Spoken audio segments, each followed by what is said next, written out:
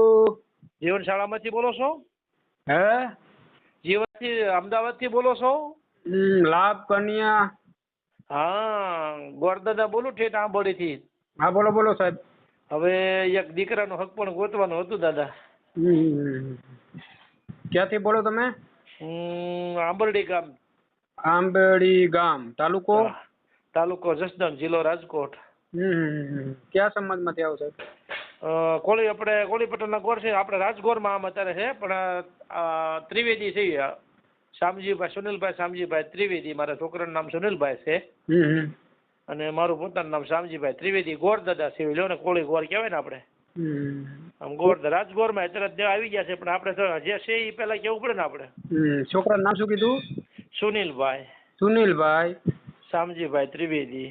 શામજીભાઈ ત્રિવેદી, બરાબર ને? હા. શું કામ શું કરે? કર્મકાંડનું જ. શું કરે? કર્મકાંડ આપણે જે કાંઈ વિધિ કરવાની હોય ને બધાને. લગ્ન. કર્મકાંડનું, કથાયું ને એ બધું. હા, એટલે લગ્ન ને કથાયું ને. હા, બસ એ બધું. આપણે અમદાવાદની પડખે ગજાનંદ આશ્રમ રહ્યો ને નર્મદા કિનારે, ના પાઠશાળા કરાવેલી છે. 10 ભણ્યો હતો, 10માં નપાસ થયો એટલે પછી મેં પાઠશાળા કરાવી નાખ્યું સાહેબ. કેટલી ઉંમર કેટલી છે?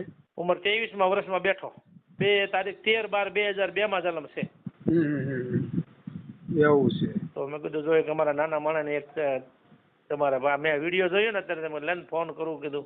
તમારો પોતાનો દીકરો? મારા પોતાના જ. મારા 3 દીકરી છે, 2 દીકરા છે. 3 દીકરાને લગ્ન કરી વાળા, 1 દીકરાને લગ્ન કરી વાળા, 1 જ દીકરો બાકી રહ્યો છે. એવું હું વિડીયો જોતો હતો, જેમાં તમારો વિડીયો આવ્યો છે, એમાં થોડુંક લાભ જોઈએ જેવું જ કીધું કે વાત કરું જો મારા ભાગમાં હોય ને કદાચ એકાદી દીકરી એને મળી જાય તો. હવે 3 દીકરા છે, બરોબર ને? 3 દીકરી, 1 દીકરો. 2 દીકરા, 1 દીકરો પરણાવી દીધો છે, 1 જ દીકરો કુંવારો. 3 દીકરીને લગ્ન કરી વાળ્યા છે.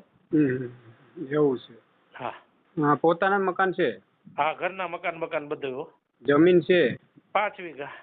5 વીઘા જમીન છે. અને એ હમટિયાળા વિસિયા પાસે રાબાનું હમટિયાળા રહ્યું ને, ના મારી જમીન છે. પોતે જ વાવું છું, કોઈ વાવવા દેતો નથી. ના મારા ભાઈઓને રહેશે, ધ્યાન રાખે. ક્યારેક અઠવાડિયે 10 દી મેં જાવી દાડિયા નિંદામણ વિંદામણ કરીને કપા વાવું છું. 80 મણ કપા થાય છે, કપા લઈ આવું, મજા કરું. એવું છે. હા, અને 2-3 ગામડા છે અને બીજા બધા ફરતા છૂટક્યા કામ કર્યા છે. જસદણમાં જે શાસ્ત્રી બધા આરે હોય ને ત્યારે ભણતા હતા ને, એ રાજકોટ ને બધે લઈ જાય છે. ટ્રેક્ટર છે, હું તમને આવશે ને એટલે મુકાવીશ. એક ભાઈ અમદાવાદ જઈને તો જોવા લઈ ગયા છે, પણ એમાં મને રસ નથી. અમદાવાદ ને કાંઈ નક્કી ન કહેવાય પ્રભુ, રે ન રે, ઓલું આપણું ખાતરી બંધ તો ખરું એમ. હા, એ તો બરોબર સાહેબ. એવું છે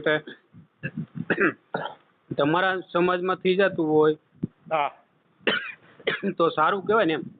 જો મારું એટલું જ કહેવાનું કે સમાજ કે સભા અત્યારે નથી મળતું તો શું કરવું કયો? મને ગર્વ હતો ગુરુ કે આજ મારે 3 દીકરીઓ તો હું રાખી ન દઉં. તેથી મને હું નાચના દુનિયાના મેં હક પણ કરાવ્યા હતા. મારા મોટા બાપુના 4 છોકરા નાચના મેં કરાવ્યા છે. વિહક પણ મેં કરાવેલા. કોળી પટેલની છોકરીઓના મેં કરાવ્યા છે. મારા ખોટાના પૈસે મેં કન્યાદાન દેવરાઈને કરાવેલા કામ છે. પણ હવે અત્યારે આ સમય આખો ફરી ગયો છે ને, છોકરા છોકરીઓ પર વી ગયો છે, એટલે આ મોલ તતરા કરવું પડ્યું લો ને. હા, એ તો છે સાહેબ. અત્યારે હું જ્યાં પૂછું ને એમ કે તમારા એક ને દીકરો છે, નામ છે, રહેવું પડશે. આ ઘર જમાઈ કેમ રહેવા મોકલવા? તમે કયો જાય.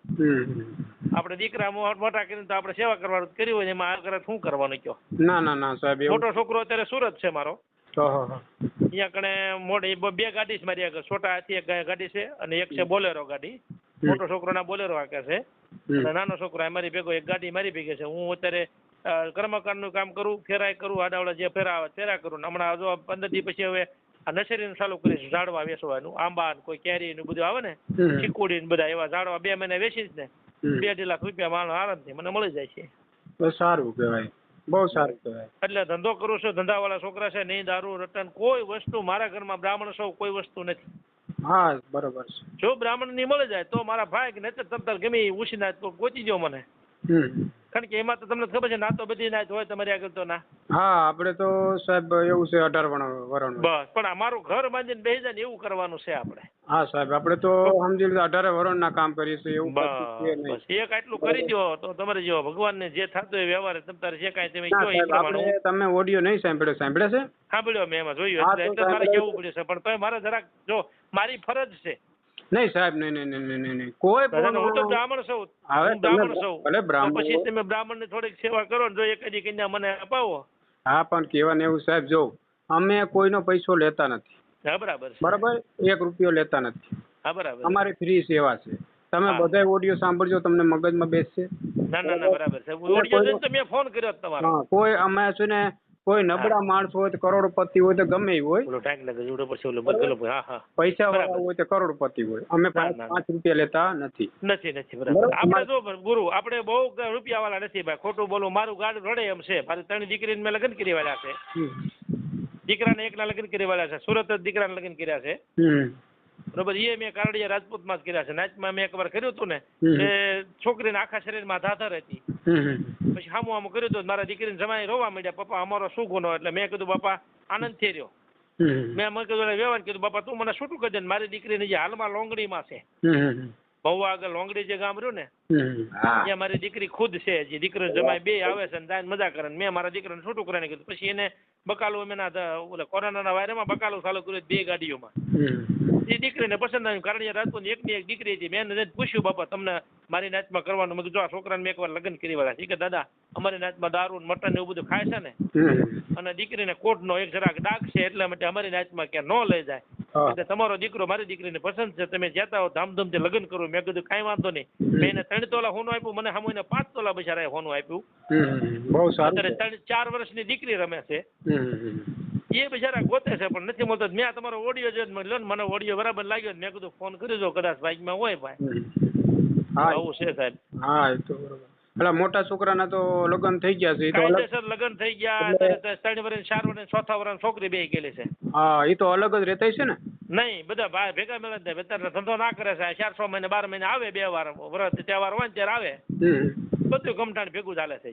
જમીન મારી ભેગી આ છે, મકાન મારા ભેગા છે. આ અત્યારે જે મિલકત આંબોડીમાં 400 વાર પ્લોટ લીધો ને 2 મકાન બનાવ્યા છે. એ આ છોકરાના નામે જ બનાવ્યા છે. કારણ કે અત્યારે બધા પ્રોપર્ટી પેલા માંગે છે. એટલે મેં મોટાને કીધું બટા હું તને સુરત લઈ દઈશ. ભાઈ ને કીધું અહીં બનાવી દઉં.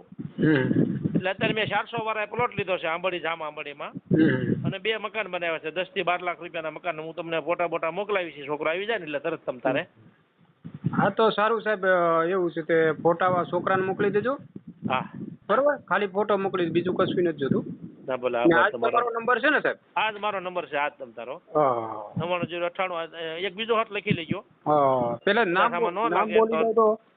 શામજીભાઈ, સુનિલભાઈ શામજીભાઈ ત્રિવેદી. સુનિલભાઈ શામજીભાઈ ત્રિવેદી. શામજીભાઈ ત્રિવેદી. નામ, ગામનું નામ? ગામનું નામ જામ આંબોડી. જામ આંબોડી.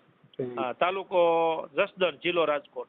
સારું, હવે તમે ફોટા મોકલી દો. અને એક મારો નંબર લખી લ્યો બીજો હોત, એમાં હોત મને એવું લાગે ફોન કરજો. હા બોલો બોલો. એ સાદો મોબાઈલ છે ને, આવું લો 99098 30 20 7. એટલું તો ગુરુ થાય તો અમારી મદદ કરજો. નહીં, સારું થઈ જશે. ભલે ભલે, આભાર તમારો. તમને ફોન કરીશું. હવે આ ફોટા ને એવું કાલે છોકરો અમદાવાદ થી આવી જાય ને, અહીંયાથી આવી જાય એટલે હું તમને તરત મોકલાવીશ. મોકલી દેજો, કેમ કે તમે છે ને ફોટો નહીં મોકલો તો પછી શું છે મગજમાં નીકળી જાય. ના તમતાર હું તમને કાલે જ મોકલાવી દઈશ. હા, કેવા ને એવું. બરોબર, જરૂર તમતારો. હા, એ સારું. ભલે ભલે, આભાર તમારો.